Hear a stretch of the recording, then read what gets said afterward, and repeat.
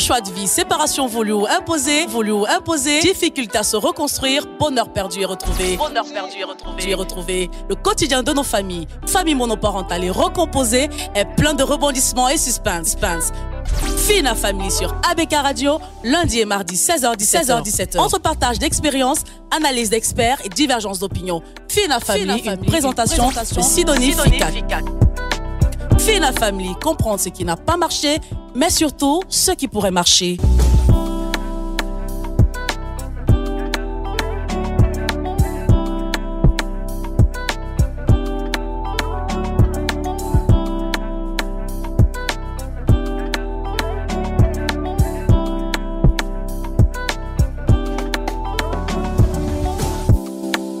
Je suis très heureuse, je dirais même très honorée de vous retrouver, chers auditeurs, sur ABK Radio 89.9 FM, la fréquence utile et agréable pour vous proposer un autre numéro de la vie en famille qu'on semble négliger alors que l'épanouissement en famille concourt à l'épanouissement en société. Si vous vivez dans une famille dans laquelle le sourire est rare, vous ne saurez sourire aux autres et à la vie. Si dans votre famille, on aime les querelles et les bagarres, c'est ce que vous ramènerez en entreprise, dans la rue ou à l'école. Si dans votre famille, on aime par contre médire des gens, c'est-à-dire faire ce qu'on appelle trivialement chez nous le Congo-Stan ou le Japap, vous vous ferez remarquer par ce comportement partout où vous serez. Enfin, si dans votre famille, on sait construire les valeurs familiales et choisir ses amis, vous serez le modèle en la matière dans la société. Et cette dernière caractéristique correspond à notre thème du jour, construire les valeurs familiales et choisir ses amis. Le sujet nous intéresse, je l'ai dit, et nous en discutons avec Isaac Tamé Temdié, lui qui est conseiller conjugal et familial, qui nous fait l'amitié d'être des nôtres pour cette autre édition de Fina Family. Bienvenue chez nous, Isaac. William Tcholek assure la mise en onde de ce programme, Sidonie Ficat la présentation. William Tcholek a choisi pour nous cette belle chanson dont le message unique est destiné aux familles. Écoutons tous ensemble la profondeur de chaque parole de cette musique de soprano et retrouvons-nous juste après. Dis-moi, y a quoi de plus important que la famille? C'est l'oxygène d'un être humain, frangin. Léa, quoi de plus important que la famille? Oh, je respire et je me bats pour ma famille. Quoi de plus important que la famille?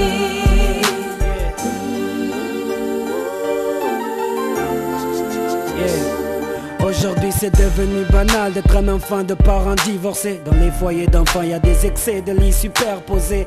Le mariage n'est plus le trône des sentiments, car on ne fait plus des familles mais des enfants par accident. Un avortement ne fait plus culpabiliser. Combien de filles de 17 ans sont déjà des femmes isolées? Ici on t'apprend à vivre au singulier, donc pour une futilité on se dispute l'immobilier. Je sais pas si t'as idée de ce qu'est aujourd'hui la vie de couple. C'est des luttes et des doutes et des outils et tu me dégoûtes.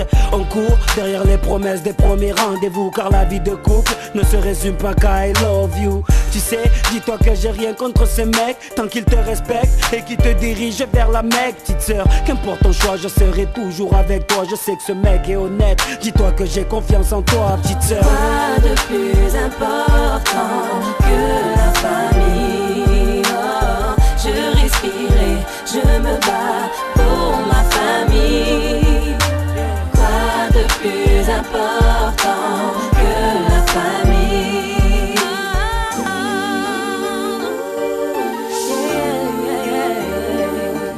Grand frère, sache que je t'aime, j'ai toujours suivi tes conseils. Maman, tu as toujours été mon exemple. Mais aujourd'hui je suis une femme, alors faites confiance en mes choix. Grand frère, maman, dites-moi oui que je fonde ma famille dans ses bras. T'inquiète sereine, t'as mon soutien. Tu sais, un grand frère c'est fait pour ça, donner des coups de main, tu sais. Oui je sais, t'as toujours été là quand j'avais besoin de toi. Dis-toi que tout ce que tu me donnes, Dieu te le rendra. Dans une famille, faut se serrer les coudes. Pour sa famille, faut savoir recevoir les coups, n'ai aucun doute. Je n'ai jamais douté que vous étiez là pour moi. T'inquiète, la famille c'est ça. Quoi de plus important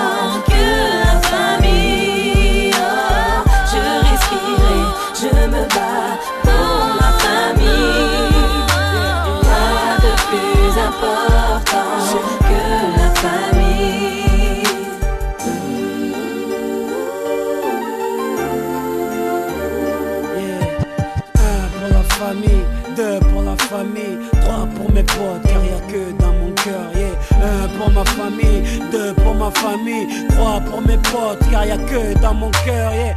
1 pour ma famille, 2 pour ma famille, 3 pour mes potes, car y a que dans mon cœur, yeah. 1 pour ma famille, 2 pour ma famille, 3 pour mes potes, car y a que dans mon cœur, yeah. La famille c'est là, quand t'es au plus bas, que tu fasses le bon ou le mauvais choix, que tu places tes billes au mauvais endroit. Elle est là, même quand tu la déçois, quand ton soi-disant amour se barre avec un pote à toi. C'est ce père qui se tue la santé pour que la tienne soit bonne. Cette mère à qui tu hausses la voix, qui sans cesse te pardonne. C'est ses frères et sœurs qui pourraient prendre des coups pour toi. C'est ses vrais potes qui pourraient mourir pour toi, Léa. Pas de plus important que la famille. Oh, je respire et je me bats pour ma famille. Pas de plus important que la famille.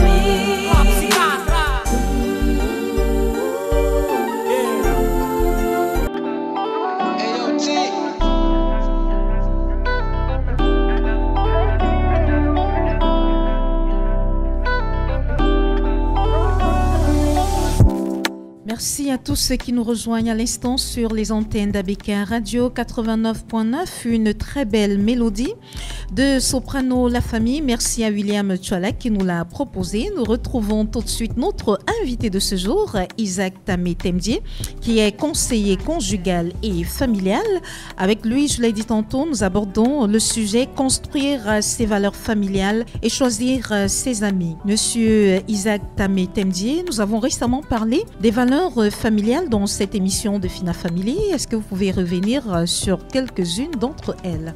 Oui, nous pouvons revenir sur quelques-unes d'entre elles. Il y a même d'autres que nous n'avons pas citées. Tout à fait, oui. C'est l'occasion pour vous de les citer. De les citer. Oui, comme valeur, nous pouvons avoir la confiance en Dieu, oui. L'intégrité, l'humilité, l'interdépendance, la soumission, le service, l'honnêteté, la persévérance, l'autodiscipline, l'excellence, la considération, une vie basée sur la Bible, l'accroissement de la sagesse, la loyauté, le leadership serviteur, la bonté. Il y en a tellement. Oui. Quelle différence faites-vous, Isaac Temdié, entre la transmission des valeurs et la construction de valeurs? Je pose la question pourquoi? Parce que notre dernière thématique sur laquelle nous sommes revenus un peu plus amplement s'intéressait à la transmission des valeurs familiales aux enfants pour consolider les liens de famille. Aujourd'hui, on parle de construire ses valeurs familiales et choisir ses amis. La différence entre transmettre et construire, c'est quoi? La différence entre les deux, déjà comme la dernière fois on disait, il y a des personnes qui sont confrontées à des situations, ils ne savent pas quoi faire. Oui, oui. Parce que déjà on transmet ce qu'on a déjà. Tout à fait. On ne peut pas transmettre ce qu'on n'a pas. Donc, et quand on parle de construction, il s'agit d'une vision. Lorsqu'on veut construire, on a une vision et on rassemble des éléments pour construire. Les valeurs qu'on n'a pas, comment on fait pour avoir ces valeurs? C'est ça, on construit des valeurs. Une fois qu'elle est construite, on peut la transmettre et on peut la faire progressivement de manière simultanée. Pendant qu'on construit, on est en train de transmettre directement aux enfants parce que nous la construisons nous-mêmes, mais en transmettant directement aux enfants. Donc la différence entre les deux, c'est qu'on transmet ce qu'on a déjà et on construit ce qu'on veut avoir, ce qu'il y a comme objectif. C'est à partir de l'objectif à atteindre qu'on peut construire les valeurs que nous voulons avoir et que nous n'avons pas. De quoi a-t-on besoin, Isaac, pour construire les valeurs dans la famille? Pour construire les valeurs dans la famille, déjà, on a besoin des informations.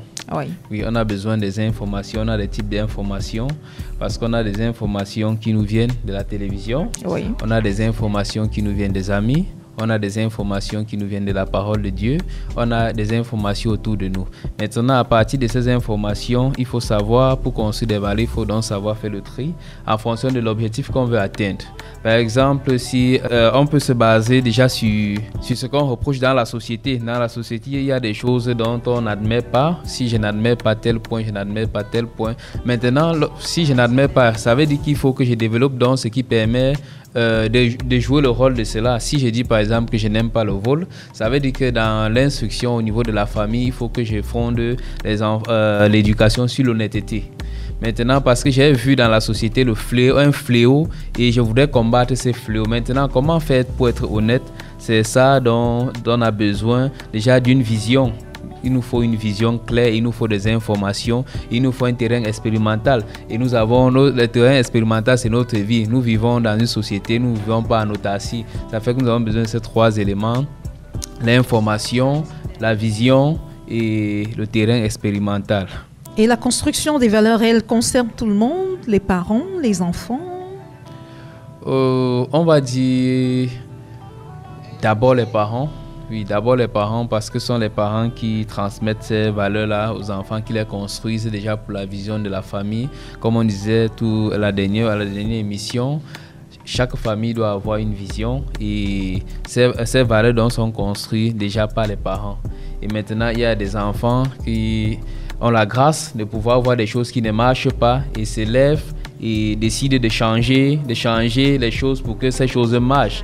Mais il faut dire, ça dépend, c'est déjà en fonction de l'âge. Oui, ça dépend aussi de l'âge. Parce que avant l'âge adolescent, il y a des choses, on copie exactement les parents. Comme on a dit la dernière fois, c'est à partir de 12 ans que les enfants sont influencés par des pays, sont plus influencés par ce qui est extérieur. Ils ont tendance à confronter ce qu'ils ont reçu des parents et ce qu'ils reçoivent dehors. Donc à partir de cet âge, déjà, les enfants peuvent savoir que ceci est bien pour moi, même comme nous vivons cela en famille, mais je sais que ceci est bien et choisissent d'aller à contre-courant. Et il y a des enfants aussi qui peuvent faire le chemin inverse. Donc, c'est eux qui peuvent plutôt chercher à transmettre à leurs parents des valeurs. On serait dans une société qui marche sur la tête. Au cas où on a des enfants qui se rendent compte que les parents ne sont pas en train de suivre le chemin qu'ils devraient suivre, ils peuvent quand même dire aux parents. Oui, c'est ça que je parle, de ça dont je parlais, chemin inverse. Il y a une histoire, un papa qui, je pense que cette histoire, à partir de cela, on va mieux comprendre. Un papa qui apprenait à son fils, je vais dire de manière pratique à voler. Donc le père volait. Et lorsqu'il volait, l'enfant était là, il pouvait dire va fermer la porte, va regarder si quelqu'un vient. Oui, et ils ont grandi ainsi. Un jour, ils sont arrivés au champ. Le père a demandé d'aller se placer, de regarder des 4 côtés. De jouer le rôle de sentinelle. De jouer le rôle de sentinelle, merci. Et de voir s'il n'y a personne qui vient. Le fils a après répondu, papa, on a suivi des 4 côtés, mais je ne sais pas comment faire pour suivre le ciel parce que Dieu nous regarde. Et le père a été tellement surpris et il n'a pu poser l'acte et il a arrêté dès ce jour. Son fils a dit, on peut regarder des 4 côtés, mais le ciel, comment je vais faire pour veiller sur le ciel parce qu'il est tellement grand?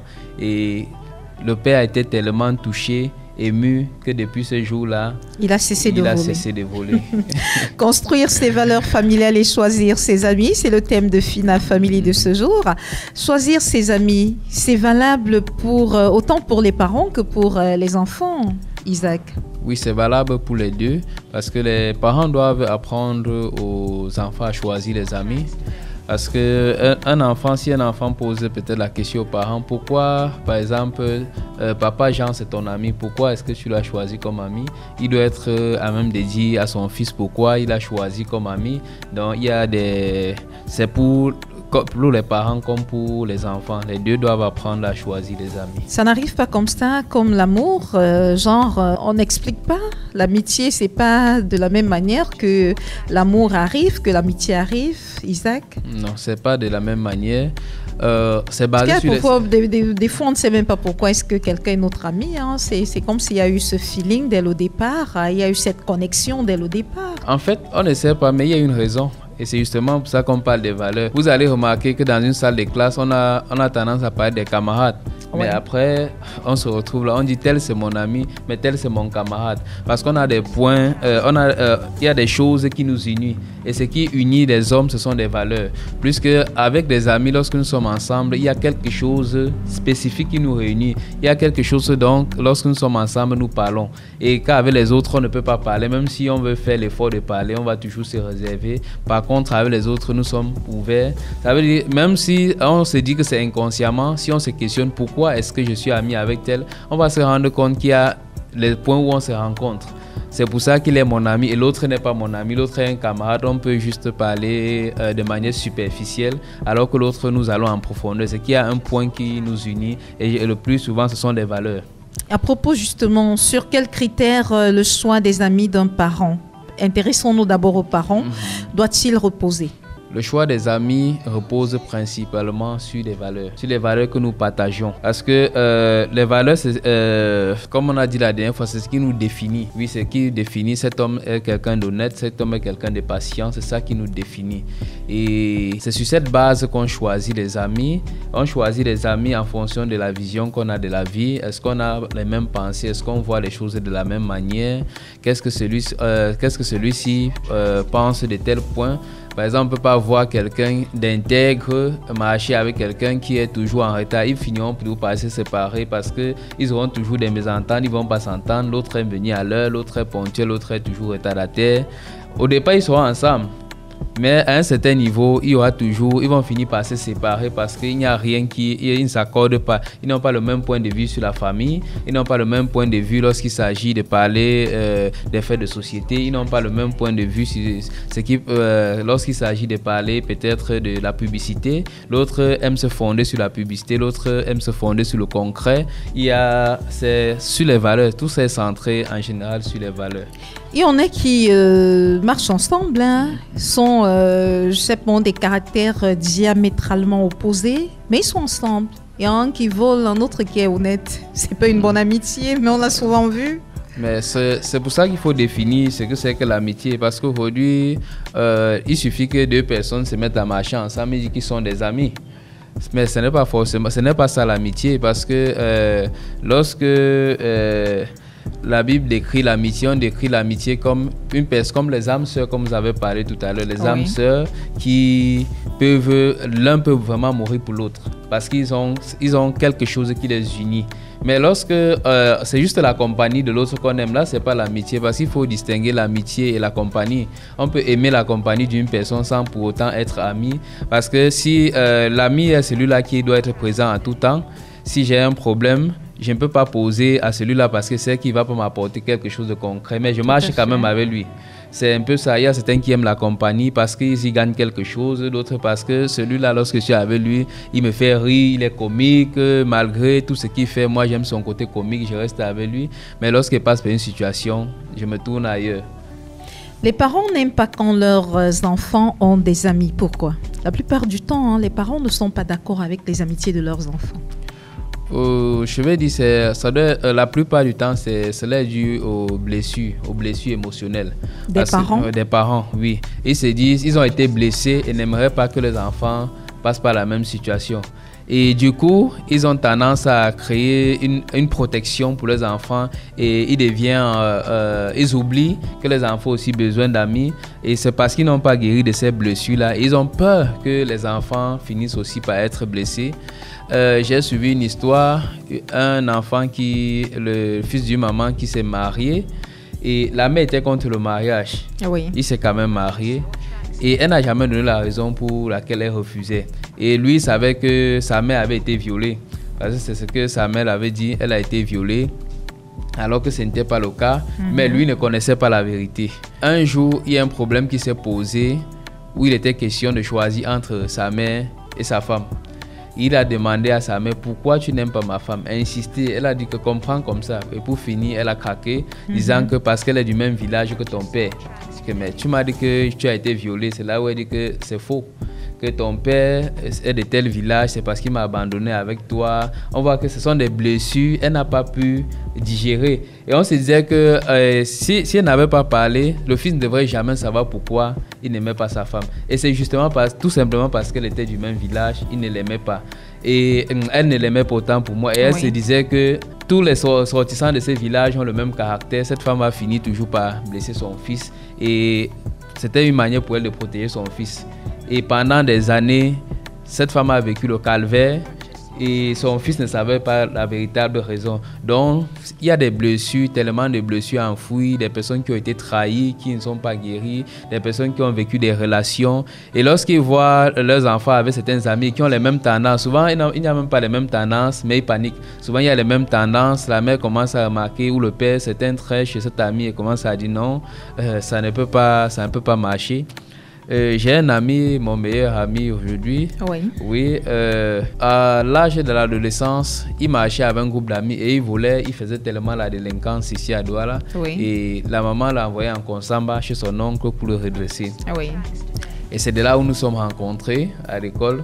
Et quand j'arrive ici à Douala pendant les vacances, j'arrive chez eux, la mère s'exclame, encore les amis? Que non, encore les amis, on t'envoie même jusqu'en Konsamba, tu continues avec les amis.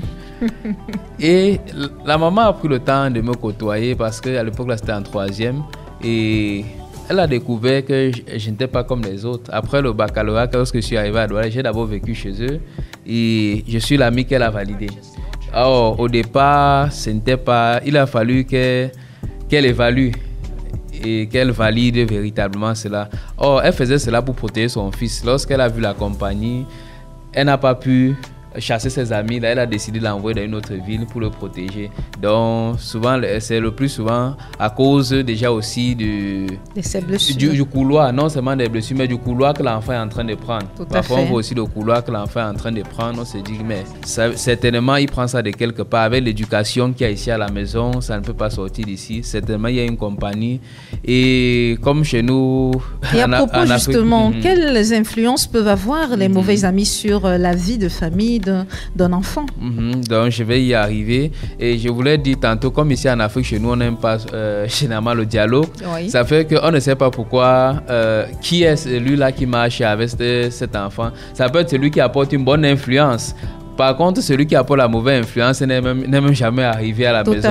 Mais on se dit que s'il y a cette mauvaise influence, c'est tellement n'importe quel des amis. Or, si les parents prennent le temps de côtoyer les amis, il y a des parents qui prennent le temps de côtoyer les amis. Lorsqu'il a posé les questions, tu vis où, tes parents font quoi, qu'est-ce que tu fais? Ils posent des questions de sagesse, puisque les parents ont toujours une longueur d'avance sur les enfants. Tout à fait. Oui, à partir de ces questions de sagesse, peut commencer à discerner. Et parfois, c'est avec des tâches à la maison, on peut donner des tâches à un ami, à l'ami de l'enfant pour voir sa réaction. Même à table, il y a des parents qui à partir de votre tenue à table, de la tenue à table, je me souviens une maman qui se plaignait, il y a un camarade elle faisait ça exprès. Chaque fois qu'il arrivait à la maison, servait la nourriture et elle remarquait qu'il se levait toujours partir laisser le plat sur la table. Il n'arrivait pas lorsqu'il mangeait en famille. Donc il arrivait, il finit, il laisse le plat. C'était des grands-parents, ce sont des vieillards. Il laisse là, elle a fini par se plaindre. Avec ça, il y a beaucoup de choses pour identifier le caractère d'un enfant. Et aussi la mauvaise compagnie, comme la Bible dit, corrompt des bonnes mœurs. Lorsqu'il y a la compagnie, lorsque un enfant est dans un cadre où il est bien influencé et quand il quitte ce cadre, il va dans un cadre où il n'y a pas les mêmes valeurs, il aura tendance à être influencé. On va remarquer que la nature humaine a tendance toujours à aller vers ce qui est mauvais. Tout à fait. Oui, il y a toujours cette tendance-là. Vous remarquez si quelqu'un vous fait du bien. C'est ce qui est interdit qui attire. Vous remarquez si quelqu'un vous fait du bien, vous oubliez facilement. Mais dès que quelqu'un vous fait du mal, même si vous avez 2 ans, vous vous rappelez toujours qu'il y a tel oncle qui m'avait fait comme ça. Oui, c'est ce qui se passe avec l'influence de la mauvaise fréquentation des mauvais amis. Lorsqu'on est en compagnie, il y a des choses, même lorsqu'on n'approuve pas, à force, c'est comme la publicité. Lorsque la même chose est répétée dans vos oreilles à chaque moment, lorsque vous voulez faire un choix, vous pensez directement à ce son-là, à cette chose-là qui était sans cesse dans votre cerveau. C'est la même chose avec la mauvaise compagnie. Puisqu'à l'âge adolescent, les adolescents ont tendance à être attirés par le sexe opposé, à faire de nouvelles expériences, puisqu'ils découvrent, ils ont comme une nouvelle réalité de la vie. Tout à fait. Et lorsqu'il veut faire des choix, donc, étant donné qu'il passe plus de temps avec les amis à cet âge, il se base sur les choix et d'aucuns des amis inventent souvent des histoires pour impressionner. Or, lui fait le choix en se disant que c'est vrai, ce que celui-là dit c'est vrai, je n'ai pas eu à faire s'il faut que je fasse aussi ça pour être grand, alors que celui-là même ne fait pas, il invente des histoires et cela influence les enfants, comme on disait tantôt. Les parents ont-ils tort dans ce cas de figure ou raison de rejeter la responsabilité des échecs ou des comportements de rébellion sur les amis de leurs enfants? Parce que généralement, quand un enfant se perd, le parent dit « Je veux plus voir ton ami tel ici, c'est lui qui est en train de te dérouter, c'est à cause de lui que tu as changé et tout. » Est-ce que c'est à raison qu'on le fait? Comme on le disait la dernière fois, la personne en charge des enfants, la personne qui a l'autorité sur l'enfant, c'est le parent. Donc on ne peut pas rejeter la faute sur Un ami. Sur un ami. Parce qu'un parent, comme on disait tantôt, les parents qui doutent de... Quand ils voient un ami, ils disent que fais attention à ton ami là. On va se rendre compte, lorsque l'enfant va demander pourquoi tu dis que fais attention à l'ami là, le parent va dire comprends comme ça. Il ne va lui donner aucun détail, aucune explication, oui. Et ça ne va pas aider l'enfant. Ça ne va pas aider. Or, son histoire propre peut aider l'enfant à comprendre que... il faut que je me mette sur mes gardes. Son histoire peut permettre de comprendre ce que je ne suis pas en train de voir. Le parent a vu. Il y a un comportement que l'ami a, que chaque fois le parent observe. Et avec sa maturité, il comprend que non, ça, c'est pas un bon ami. Mais le parent va toujours dire que ne marche plus avec tel ami, comprend comme ça. Or, c'est le dialogue qui doit permettre de résoudre ce genre de choses. Donc, le parent doit expliquer à l'enfant pourquoi est-ce qu'il ne veut pas qu'il marche avec un ami en se basant sur sa propre histoire au cas où il aurait été dessus. Oui, ça peut être sa propre histoire, ça peut être des remarques, ça peut être... Le parent peut attirer l'attention parce que lorsque nous sommes dans l'amitié, même quand vous parlez tout à l'heure de l'amour des âmes sœurs, il y a des choses qu'on ne voit pas parce que nous sommes voilés par l'amour. Mais le parent peut attirer l'attention que observe ton ami, est-ce que tu as observé tel point et tel point? C'est là où il dit non, je n'ai jamais vérifié. Il dit observe encore bien. Il peut attirer l'attention parce qu'il voit ce que son enfant n'est pas en train de voir. Et lorsque l'enfant va tomber dans le piège demain, c'est la faute du parent. C'est comme s'il a vu un trou, il a dit que ne va pas là-bas. L'enfant a dit que je vais quand même aller. Au lieu de dire que voilà le trou devant, il dit que vas-y alors. Comment ça c'est la faute du parent puisqu'il a attiré l'attention de l'enfant en lui disant de ne pas marcher avec son ami simplement? Non, vous savez, généralement lorsqu'on va regarder à la maison, lorsque vous demandez à un enfant de ne pas toucher à une chose, c'est là où l'enfant veut toucher. Parce que l'enfant veut comprendre en fait pourquoi on demande de ne pas toucher. Si on ne donne pas la raison pour laquelle il ne doit plus marcher avec un ami, il aura toujours tendance à vouloir marcher avec cet ami. Et à certains moments, surtout à l'âge de l'adolescence, ça devient comme le bras de fer ou le défi. Tout à fait. Comme vous ne voulez pas que je marche avec cet ami, je vais marcher avec lui, voir ce que vous allez faire. Parce qu'on n'a pas donné de raison et ça devient un bras de fer. C'est un âge c'est l'âge où il y a plus de rébellion, l'adolescence, où il y a plus de rébellion. Il est important donc de pouvoir sensibiliser les enfants. Voici les inconvénients de la mauvaise compagnie, voici mon expérience. Et l'expérience est toujours plus parleur. Même l'expérience, on peut ne pas avoir une mauvaise expérience, mais on a l'expérience d'un ami, on a l'expérience d'un autre enfant. Avoir une génération, avoir eu la bonne compagnie, mais une autre génération se rend compte que la compagnie est tellement polluée. Il y a des exemples autour de nous. On prend ces exemples-là pour exhorter, encourager et coacher. Parce que on ne sera pas avec eux lorsqu'ils sont dehors, les coachés. Et ces valeurs-là, ils vont tous se rappeler. Même lorsqu'ils vont vouloir agir, ils vont dire, mon père a dit de ne pas faire comme ça, ma mère a demandé de ne pas faire. Et s'il pose l'acte, ça veut dire que c'est lui le responsable, il a subi les conséquences. Et le parent va lui donner son épaule, mais il aura subi quand même les conséquences. Ça va lui permettre de ne pas faire la même chose la prochaine fois. Et le parent aurait joué son rôle. Parce que le parent n'est pas avec lui lorsqu'il est en train de poser l'acte. Mais le parent a joué son rôle de sentinelle pour avertir et dire la raison pour laquelle qu'il y a un fossé là-bas devant. N'y va pas. Mais si le parent dit seulement n'emprunte pas le chemin, je vais emprunter pour voir ce qui est devant. Pourquoi le parent dit qu'il n'emprunte pas? Certainement, il y a quelque chose là-bas que lui, il veut garder ça pour lui seul. Il a expérimenté l'amitié quand il était jeune. Pourquoi il ne veut pas que j'expérimente aussi ma part d'amitié? Est-on finalement obligé, Isaac, d'avoir des amis? On peut vivre sans amis, être tout aussi épanoui? Réellement, il y a des gens qui n'ont pas d'amis. Parce que je me rappelle l'année dernière, parce que je suis responsable de la jeunesse dans mon assemblée, je suis sorti avec les jeunes et le thème c'était comment choisir son ami. Et on posait des questions, certains ont dit qu'ils n'ont pas d'amis. Carrément. Oui, qui n'ont pas d'amis, oui. Et c'était surprenant et ça devenait des cas à traiter. S'ils n'ont pas d'amis, il y a eu des déceptions quelque part. Comme je disais tantôt, parce qu'il y a eu des accrochages, mais il y a eu des déceptions. Certains, d'aucuns, je croyais que tu étais mon ami. Donc... Ah d'accord, donc entre les membres du groupe, il y en a qui étaient surpris de savoir que celui qu'il considérait, qu'il prenait pour être son ami, répondait carrément qu'il n'a pas d'amis. Non, donc tu es surpris de voir que pendant que tu crois que tu es l'ami de tel, lui dit plutôt qu'il n'a pas d'amis. C'était ça? Non, c'était pas dans le même groupe. C'était lorsqu'on interrogeait chacun. D'aucuns disaient, une fois ils ont dit qu'ils avaient les amis, ils ont pris des exemples, des expériences. Un jour, ils se sont rendus compte que la personne a dit que non, nous ne sommes pas amis.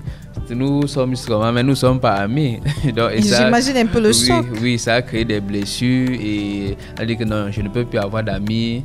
Et le but de cette sortie, c'est donc pour les bases pour avoir l'amitié. Quand est-ce qu'on dit que c'est un ami? Donc, il y a des personnes qui n'ont pas d'amis, mais c'est difficile.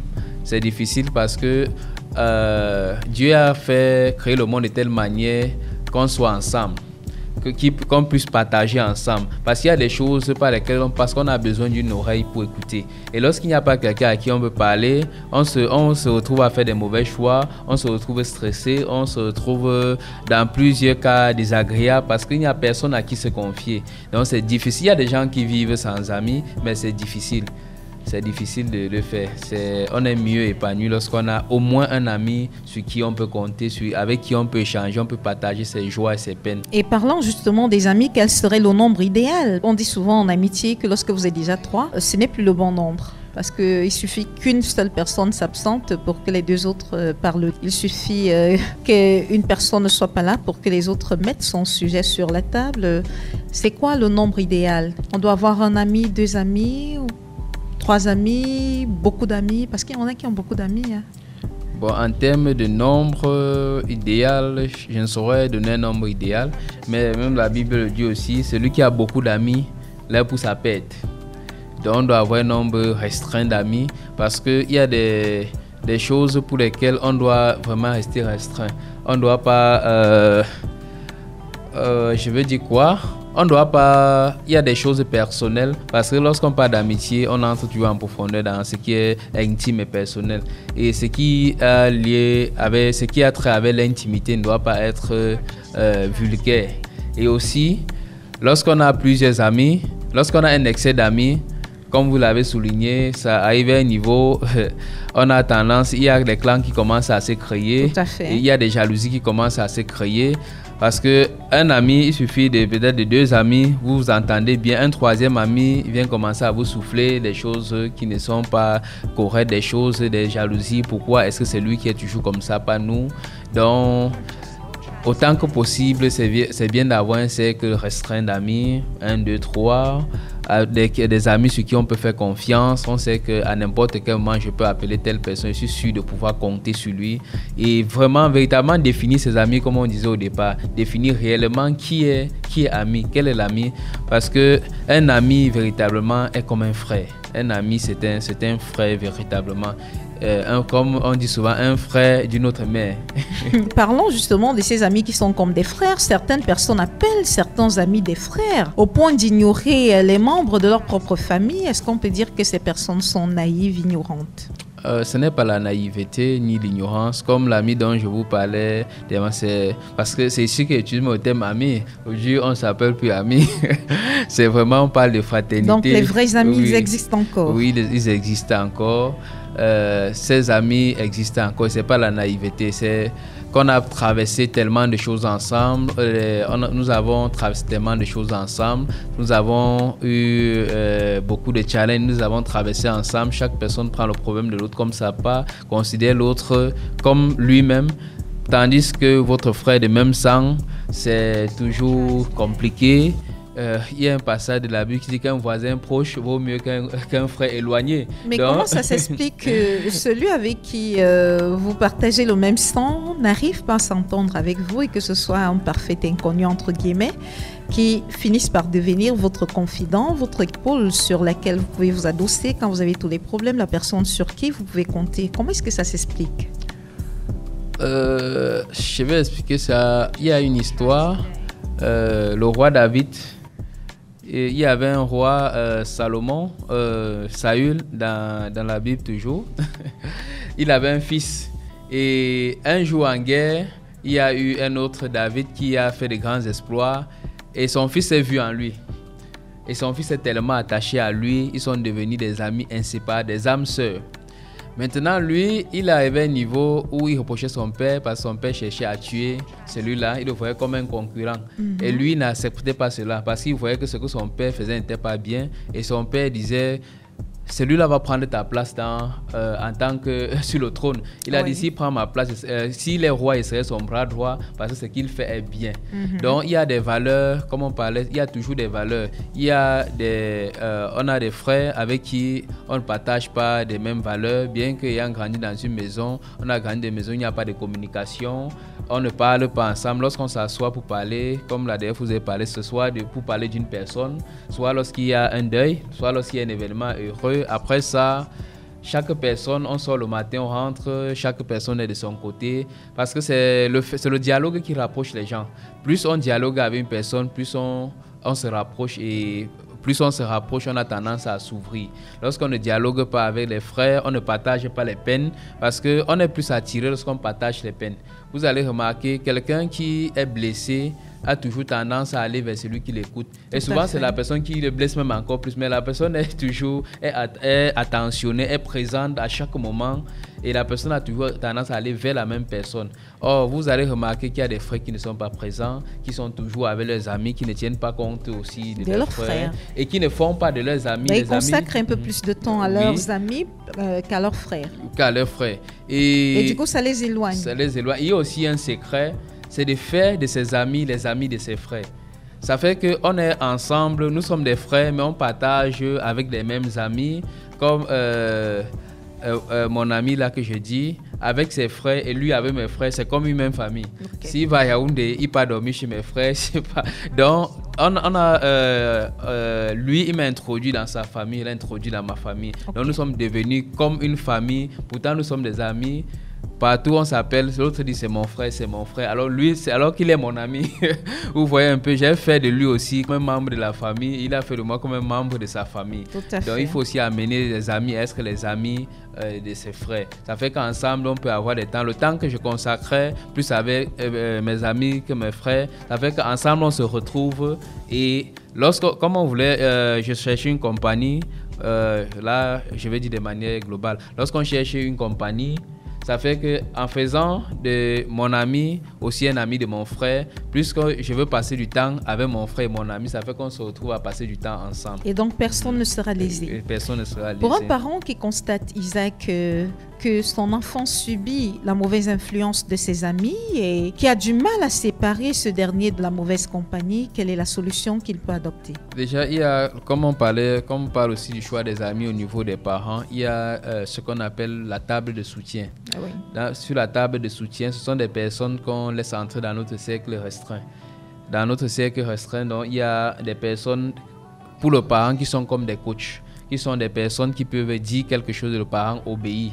Il y a aussi des amis, comme on a parlé des amis, qui ont certaines capacités, qui ont une certaine autorité que nous, peut-être le parent, lui, n'a pas. Mais ce qui sait que si l'ami tape la main sur la table, mon enfant doit obéir. Mm-hmm. Il y a des parents, des amis aussi qui peuvent sensibiliser. Et lorsque les parents ont des véritables amis, automatiquement, les enfants doivent connaître ces amis parce qu'ils se fréquentent. Ça fait qu'on peut utiliser ces amis-là pour mieux redresser les enfants. On peut, même s'ils ne sont pas dans la même ville, un peu comme mon ami que j'ai dit, on a envoyé chez son oncle pour pouvoir le recadrer.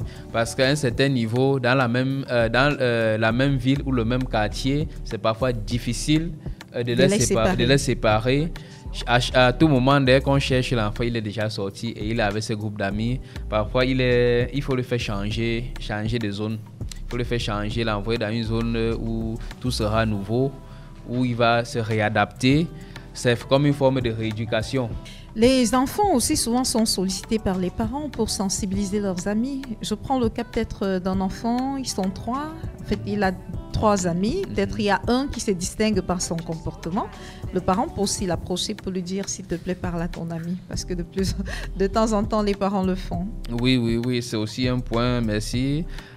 C'est un point dont je n'avais pas pensé, qui est un point réel. Oui, parce qu'on se rend compte que, comme on disait tout à l'heure, les amis qui sont plus que des frères, lorsque l'ami parle, il comprend. Oui, on sollicite aussi les amis. C'est pour ça qu'il est important aux parents de connaître les amis de leurs enfants. À partir des amis, on peut aussi gagner. Parce qu'on va se rendre compte qu'il y a des enfants qui marchent ensemble, mais l'autre a toujours un groupe. Le parent s'étonne que, mais comment vous êtes amis? Mais lui, il est toujours dans ce groupe-là et toi, tu n'es pas dans le groupe-là. Qu'est-ce qui se passe? Et parfois, c'est cet ami-là qui sensibilise et il amène à voir les choses clairement, à voir la compagnie parce qu'ils sont c'est la même génération. Parce que le parent, l'adolescent ou l'enfant a toute tendance à voir que le parent ne veut pas son bien. Oui. Mais lorsque quelqu'un de la même génération ou un ami que lui parle, il prête quand même l'oreille, même si sur le coup, il ne doit pas prendre la décision efficace, mais il prête attention à ce qu'il dit. Il prend en considération même, parce que le plus souvent, il dit, le père la dérange, la mère la dérange. Elle a fait son temps, elle ne veut pas que nous on fasse aussi notre temps. Donc, alors que lorsque l'ami vient sensibiliser et dit qu'il faut observer les choses aussi, il faut écouter le parent, ce que le parent dit, ainsi de suite. Prends l'exemple même sur moi. Quand tu viens chez nous, tu vois, lorsque mes parents parlent, j'écoute, je prête attention à ce que mes parents disent. Chaque fois que tu viens à la maison, tu vois, il faut aussi essayer de faire pareil. Donc, voilà. Il arrive parfois qu'on soit trahi par ses amis qui étaient même déjà aussi proches de certains membres de notre famille, vous l'avez dit. Vous pouvez avoir des amis qui deviennent à leur tour les amis de vos frères. Au moment où l'on décide de rompre ce type d'amitié, est-ce que tous les membres de la famille doivent aussi le faire? Oh, ce sont des cas compliqués. Parce que, qui existent pourtant. Qui existent. Je connais même des cas où la mère dit que, à l'enfant que comme je ne parle plus à telle personne... Ne la salue plus. Ne la salue plus. Ne lui dis plus bonjour. Dis plus bonjour. Comme je ne parle plus à telle personne. Et souvent, l'enfant ne connaît même pas quelle est la raison, quel est le problème. On l'interdit formellement, ne salue plus. Donc, ce n'est même pas qu'elle ne va plus chez nous, ne salue même plus la salutation. Et des blessures, et comme j'ai dit, des blessures ont toute tendance à faire qu'on crée des barrières. On a toute tendance à créer des barrières de protection parce que nous sommes blessés et aussi parce que souvent le cas des blessures, comme on parlait de la dernière fois de la compassion et aussi nous sommes dans une génération où les gens jugent beaucoup, on ne se met pas à la place de l'autre. Souvent on juge très vite l'action de l'autre, pourtant on ne sait pas pourquoi la personne a posé une telle action. Tellement la colère fait qu'on ne veut même pas écouter pour comprendre. Et on prend des décisions et on entraîne aussi les autres à prendre de telles décisions. Et souvent, c'est aussi fondé. Souvent, c'est fondé et la confiance est perdue. Parce que lorsque la confiance est rompe, c'est difficile de rattraper. C'est difficile de rattraper la confiance. Elle se gagne facilement, mais pour la reconstruire, c'est vraiment compliqué. Et c'est difficile de vivre dans un cadre où on a un groupe d'amis, comme on disait, des frères, nous sommes des amis, et l'autre a été blessé. C'est difficile de se confier maintenant à l'autre, sachant qu'il continue à parler avec l'autre. Et dans votre cas, si ça vous arrivait, Isaac Tametemdi, vous avez un ami qui a des frères également pour amis, qui a également vos frères pour amis. Si jamais il arrivait, on ne le souhaite pas, qu'entre vous, le courant ne passe plus, que cette amitié soit trahie par quelque cause que ce soit, comment est-ce que vous réagirez? Vous demanderez à vos frères de ne plus lui adresser la parole, de ne plus le fréquenter, ou alors vous allez accepter que ce n'est qu'avec vous qu'il a des problèmes et donc il peut continuer son amitié avec les autres membres de votre famille? En fait, c'est déjà arrivé, mais pas comme une rupture, pas comme une trahison. C'était arrivé un cas où il faisait quelque chose dont je reprochais et il continuait. J'ai dû élargir le cercle et il n'a pas été content, mais en fin de compte, on l'a gagné parce qu'il a abandonné. Ce qu'il faisait n'était pas bien et malgré la sensibilisation, il s'entêtait. Et il ne savait pas que je connais. Moi-même, je ne connaissais pas. Mais un jour, parce que nous deux, on a accès à nos téléphones. Donc, vous avez cloné vos téléphones? Non, non. J'ai dit, j'ai son mot de passe. Il a mon mot de passe depuis des années. Et donc, ta petite, elle est fait comment alors? Elle aussi, elle a ton mot de passe. Ta femme aussi? Oui, elle connaît. Donc, c'est... L'amitié, là. Oui. C'est l'amitié, vraiment. Et lui et ma femme sont aussi des amis.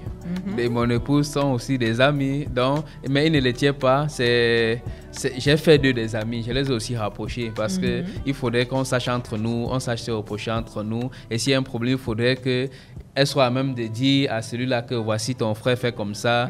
Oui, c'est pour ça que j'ai aussi fait vice-versa. Donc, ça fait que lorsque j'ai découvert cela, j'en ai parlé à son aîné. Et lorsque son aîné a parlé, il était surpris que j'ai pu parler de ça à son aîné. Et ensemble, on s'est assis. il me jetait vraiment des regards. Mais le problème a été traité. Lui-même, il s'est amendé. Et en fin de compte, il s'est rendu compte lui-même qu'il avait fallu qu'il fasse cela parce que il a eu des véritables problèmes à cause de cela. Même souvent, comme chez nous en Afrique, on n'aime pas souvent exprimer les émotions. Vous sentez qu'il est en train de vous remercier, mais indirectement. Oui, il ne prend pas la peine de dire merci. Il ne prend pas la peine de dire. Merci de m'avoir sorti de cette situation. Oui, mais pas des actions. Vous sentez qu'il est en train de dire que vraiment, si je n'avais pas été là, c'est que vraiment... Je serais perdu aujourd'hui. Isaac, rapidement, en quelques mots, vous allez répondre à ces quelques questions qui nous restent. On doit retenir les 3 critères essentiels pour choisir ses amis. C'est lesquels? Le premier critère? Il y a l'information, il y a la vision, troisième, il y a le terrain d'expérimentation. L'interdiction par les parents d'une relation amicale doit-elle nous obliger à y mettre un terme nous aussi? Pas obligatoirement. Il faut mener des enquêtes. Oui, j'ai un papa qui dit toujours, avant de prendre une décision, quel que soit ce qu'on lui dit, il mène toujours les enquêtes. On a dit obéir à ton père et ta mère au même moment. Oui, mais la Bible précise, selon le Seigneur.